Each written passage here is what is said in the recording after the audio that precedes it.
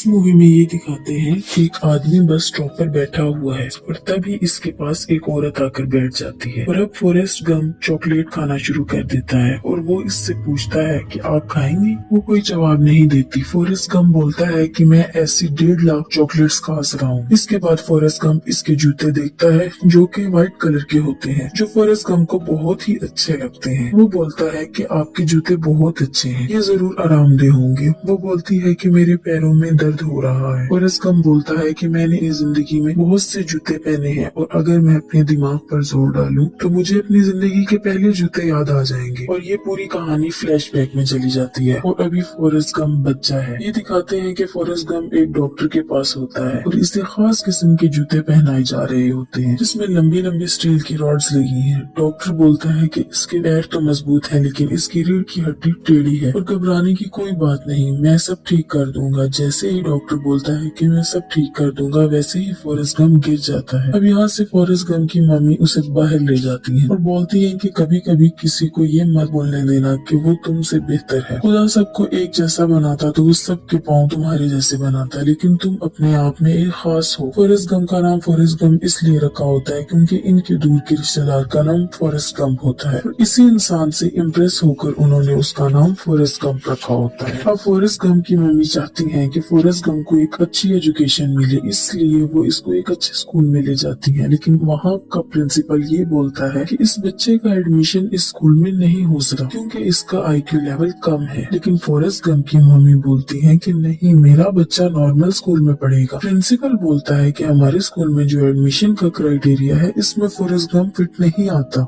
आप इसे किसी स्पेशल स्कूल में पढ़ाइए जहाँ फॉरेस्ट गम जैसे बच्चे पढ़ते हो। लेकिन बाद में फॉरेस्ट गम की मम्मी प्रिंसिपल को मना ही लेती है। अब फॉरेस्ट गम का एडमिशन एक अच्छे स्कूल में हो गया है और जब वो पहले दिन बस में जाता है तो इसे अपने साथ कोई भी नहीं बिठाता। तभी वहाँ पर एक छोटी सी बच्ची होती है। वो बोलती है कि तुम यहाँ पर बैठना चाहोगे और वो फॉरेस्ट गम को अपने पास बिठा लेती है। इस बच्ची का नाम जेनी होता है और फॉरेस्ट गम और जेनी अच्छे दोस्त बन जाते हैं। फॉरेस्ट गम के घर में सिर्फ इसकी मम्मी और फॉरेस्ट गम रहते हैं क्योंकि इसके वालिद नहीं है और इसकी मम्मी इनकम के लिए लोगों को अपने घर एज ए गेस्ट रखती है और इसीलिए इनके घर में लोग आते जाते रहते हैं। एक दिन इनके घर में एक सिंगर आता है और जब वो गिटार बजा रहा होता है तो फॉरेस्ट गम इस पे अजीब सा डांस कर रहा होता है और इसकी चाल भी बहुत अजीब होती है। कुछ दिनों बाद जब वो मार्केट से जा रहे होते हैं, फॉरेस्ट गम और इसकी मम्मी टीवी पे देखती हैं कि वही सिंगर जो इनके घर में एज ए गेस्ट आया था, वही वाले स्टेप्स जो फॉरेस्ट गम ने इसे करके दिखाए थे, वो अपने गानों में वही स्टेप्स परफॉर्म कर रहा होता है और लोग उसे बहुत पसंद कर रहे होते हैं, बहुत खुश हो रहे होते हैं। और फॉरेस्ट गम जो इस औरत को अपनी कहानी सुना रहा है वो बोलता है फिर उसे हार्ट अटैक आ गया, लगता है किंग बनना बहुत मुश्किल है, इसलिए शायद उसे हार्ट अटैक आ गया। इसके बाद ये दिखाते हैं कि अब जेनी और फॉरेस्ट गम बहुत अच्छे दोस्त हैं। वो साथ घूमते हैं, बैठते हैं, खेलते हैं और हमेशा एक दूसरे के साथ रहते हैं। अब एक दिन जेनी और फॉरेस्ट गम जा रहे होते हैं, तभी पीछे से 3 बच्चे आते हैं और वो पत्थर फॉरेस्ट गम के सर पे मारते हैं। जब फॉरेस्ट गम पीछे मुड़कर देखता है तो पत्थर इसके सर पर लगता है और वो गिर जाता है।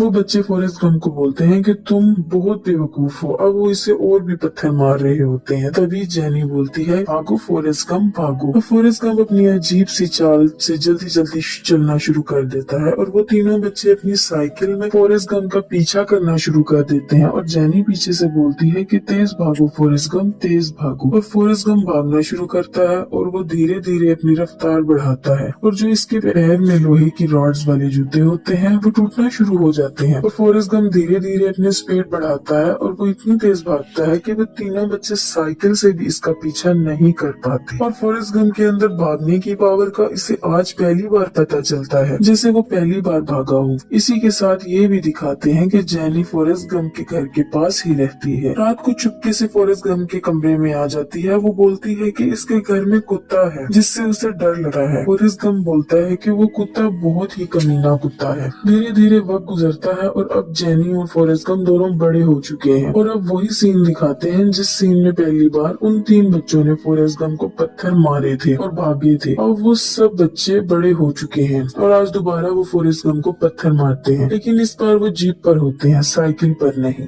और जेनी बोलती है फॉरेस्ट गम भागो, फॉरेस्ट गम भागो। और फॉरेस्ट गम भागते भागते एक ग्राउंड में चला जाता है जहाँ पर फुटबॉल का मैच हो रहा होता है। एक खिलाड़ी गोल करने के लिए बॉल लेकर भाग रहा होता है।